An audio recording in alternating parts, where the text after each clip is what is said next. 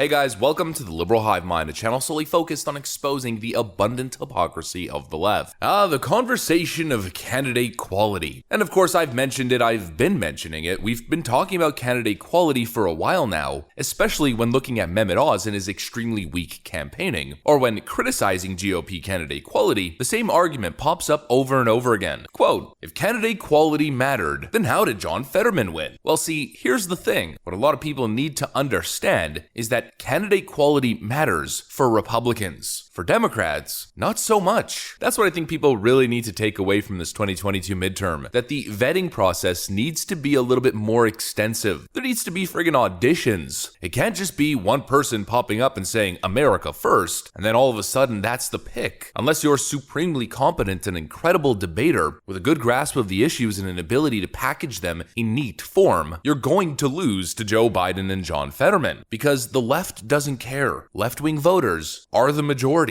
And unless you're seriously competent and offering a very clear message, well, they're gonna vote for the dead guy, literally, as we saw in Pennsylvania. And we know this because of the vote blue no matter who phenomenon. It's not just something we say as a meme, I mean, it's real. Get this. After the midterm results in Pennsylvania, the Democrats, or the Democrat media, is now floating John Fetterman as a potential presidential candidate. Hi, good night, everybody. Let me show you guys what's going on with these vote blue no matter who nutcases. We've got some stuff to get into, so let's roll the tape. All right, friends, so I wasn't kidding. Take a look at what they're saying at MSNBC. Fetterman as a nominee at some point for president. I know there's some variables, obviously, just a few. But I just, what he did in the super red, deep red parts of Pennsylvania and the way that he ran ahead of Biden, as you were saying, ran ahead of Trump, I mean, it just makes you wonder about his future. And yes, you heard that right. As if Joe Biden wasn't enough of a disaster, it seems almost like they want to transition from Joe Biden to John Fetterman. From this guy, I'll lead an effective strategy to mobilize true international effort to pressure. To this guy. To me, careers are revealed by your real underlying values. There's no such thing as standards on the Democrat side. It doesn't matter. They control cultural institutions, they control the media, they control the narrative, they control major population centers, and now they control the election system. And so it literally does not matter. As a Republican, in order to win in the most important races, you need to not only perform well, you need to overperform. You need to absolutely smash expectations. There is no other way. Unless the Supreme Court starts taking up cases here seriously and makes a ruling to streamline the election process more akin to what the state of Florida is doing, there's really few options. It seems almost as if Pennsylvania is lost forever. It seems like the Democrats in Pennsylvania could elect a damn ham sandwich and they'd win against 99% of Republicans that you'd put up against it. So the only option is to find that 1% candidate, to somehow convince independent voters to show up for Republicans by a huge amount in the suburbs. But man, what an eye-opener it's been watching the Democrat media just fawning over John Fetterman. You guys, I just don't think we should leave the conversation of Oz and Fetterman without talking about authenticity. Yes. John Fetterman kind of oozed authenticity. Yeah. He was who he was. He dressed how he dressed. He was comfortable in his own skin.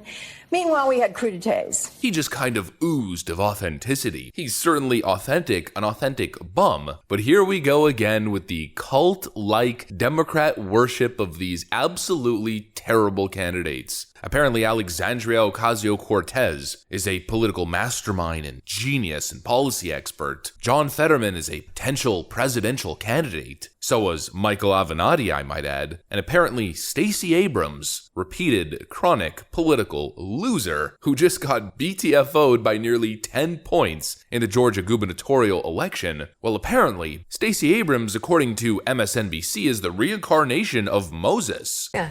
Moses? He led the Jews to the promised land, but he didn't get there himself. He didn't get there himself, but God took care of Moses. Yes, Keep reading the Bible. God said, I will bury Moses. Y'all leave Moses alone and let Joshua keep going. And Stacey will get her due. God will reward Stacey.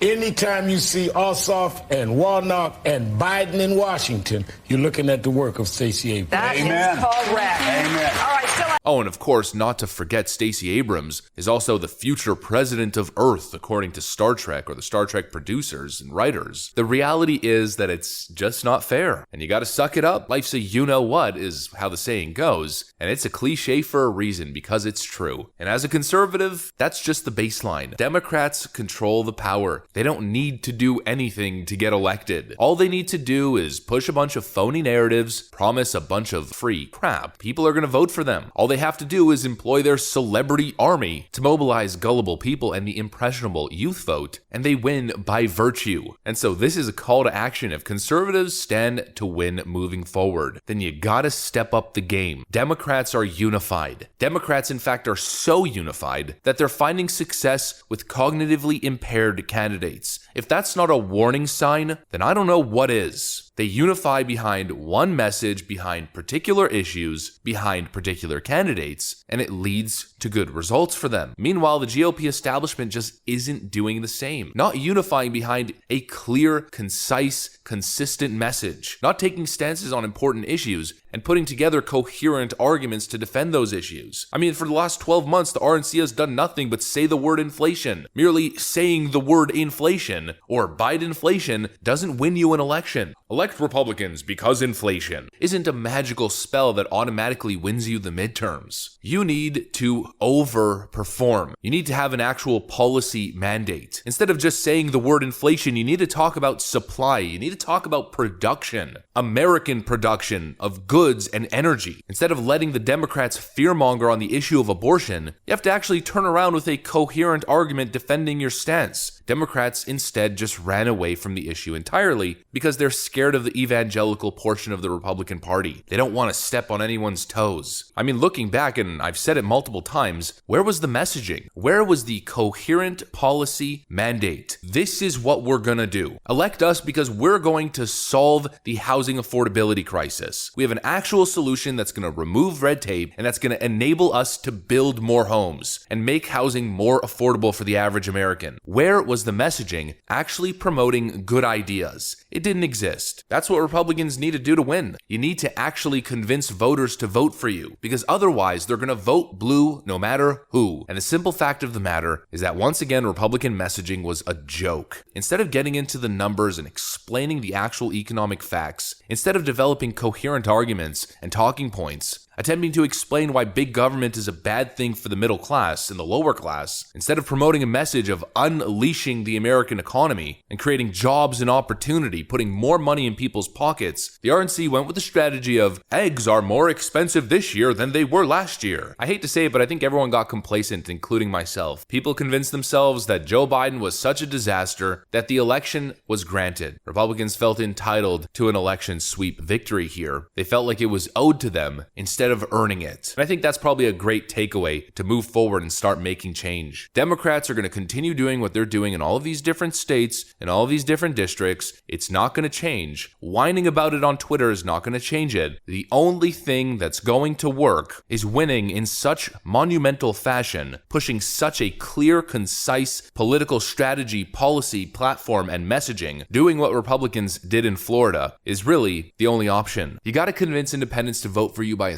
staggering amount, and you got to get people who are registered as Democrats to have a change of heart and shift their party registration to Republican. And it really shouldn't be that hard, considering how easy it is to prove that Democrat policies are complete trash. That's what I got for you guys. Hopefully you enjoyed it. If you did, make sure to leave a like and possibly subscribe to the channel. I'm gonna get out of here. Thanks for watching, and I'll see you on the next one.